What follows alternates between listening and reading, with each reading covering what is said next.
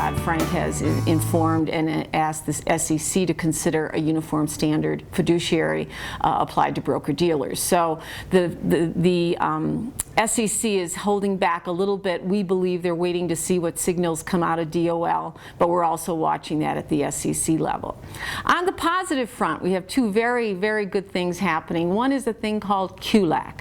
This is a rule that was promoted by Treasury and the IRS. One of the few times Treasury and the IRS have worked together on something. I say that in jest. But anyway, they proposed a rule called QLAC. QLAC stands for Qualified Longevity Annuity Contract. And the whole fundamental basis of the QLAC rule would be allow not qualified RMDs to be pushed off to a later date, so not require that 70.5 date of RMD, but let it be pushed off. Their current proposal is age 85, and then start bringing in the RMDs after that. They would not grandfather in, the current, again, proposed rule would not grandfather in any existing product. These would have to be new products built to meet the standard of the QLAC, the Qualified Longevity Annuity. But it's a real positive because I don't know, I speak to a lot of agents and advisors out there, and I don't know any of them who tells me their clients love to take those RMDs. So being able to push them off is a good thing. And I think that could be a very positive. The negative about QLAC right now and what NAFA is working on is that they've excluded indexed annuities because they got bad information. They tell us from the SEC that these products didn't have the guarantees that they could rely on to make sure that the cash values were there at the push-out date. Let's say it's 85.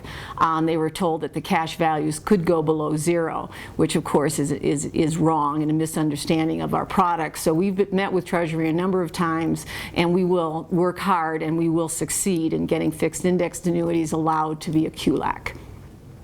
The last piece, which I'm the most excited about in a positive front, is a Hatch bill. He calls it his SAFE bill.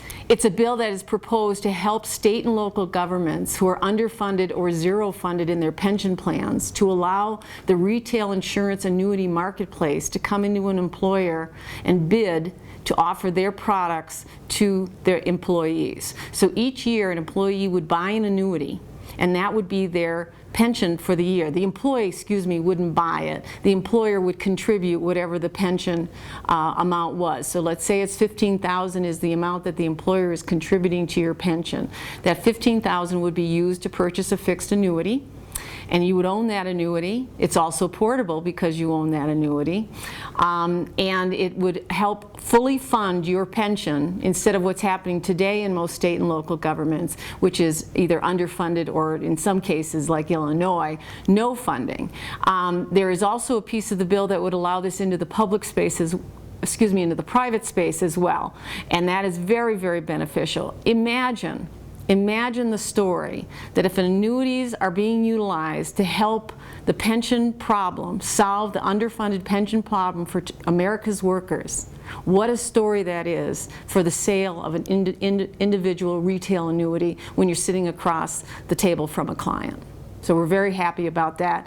Hatch reached out to NAFA specifically to ask us to help write the bill and help inform the bill because we understood the fixed annuities the best. And we brought in a number of actuaries and a number of our carrier expertise to help write this bill, and we're very excited about it. Our job will be in 2014 to get sponsors and get the bill to the floor and get it over on the House, just like we did with 151A, because we really want this message about how annuities are the best guaranteed income protection for American workers and pensions, and also those who don't have the opportunity to get those pensions but have either an independent job or don't work for a state or local government.